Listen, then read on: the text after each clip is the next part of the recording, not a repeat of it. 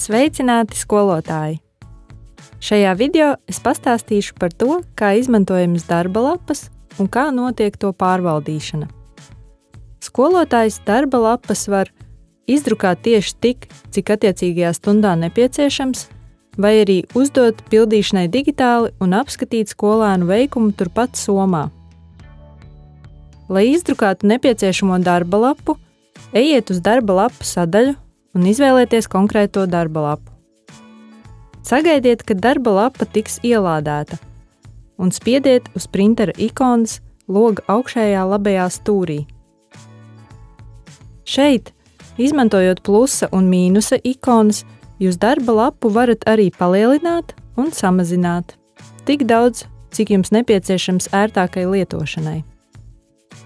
Iespējams arī lapu pielāgot loga augstumam vai platumam.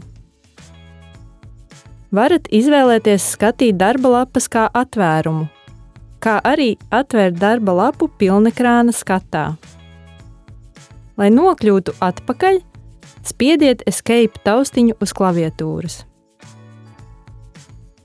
Savukārt, ja vēlaties darba lapu skolēniem uzdot digitālai pildīšanai, izvēlieties klasi, kurai vēlaties darba lapu uzdot, un spiediet Sākt. Zaļais mirgojošais punkts pie klases nosaukuma norādīs, ka darba lapa ir aktīva. Nospiediet uz atstiņas ikonas, ja pirms uzdošanas vēlaties apskatīt un izmēģināt skolēniem pieejamos digitālos rīkus.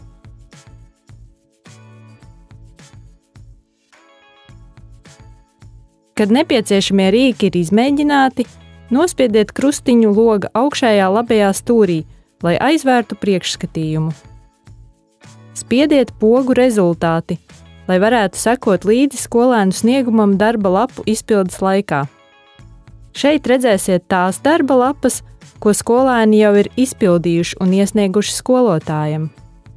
Spiežot novērtēt pie katras darba lapas, varēsiet skolēna veikumu apskatīt tuvāk, kā arī sniegt vērtējumu procentos. Ja vēlaties, varat arī vērtējumu mainīt. Ja nepieciešams, skolotājs var uzdot atsevišķiem skolēniem darba lapu pildīt atkārtoti, nospiežot pogu pildīt vēlreiz pie konkrētā skolēna veikuma.